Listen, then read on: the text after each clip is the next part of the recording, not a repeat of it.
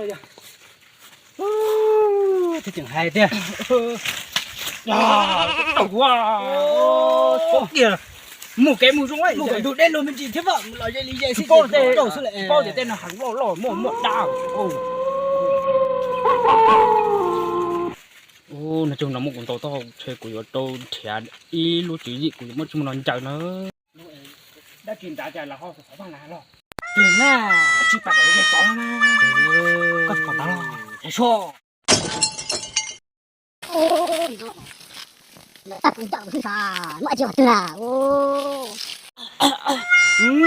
Nếu có giờ kế số chúng đó nằm rồi, cú sau cú đào cũng muốn chạy ôn kia bòn ra sao? Chân chạy quá chưa? Hey, bây giờ ta có số chúng đó cầm lặn đồ của to hồi cú lại đào con chạy trả không à? Cho nó xếp tiền, ba rồi xếp tiền nhiều lắm mà cộng cả cùng một tọa à? Cái mồ cái gì mồ gì? Chào lên. Coi, cùng một cú tọa nó. Ui, đang thể ra cũng gió gì? Ui, lạ hai đứa chỉ có lố chẳng lộn trồn được cho các bên trên chậu riêng cho. Bà chị ba, nhưng cũng chưa là chợ đó này là hay không à?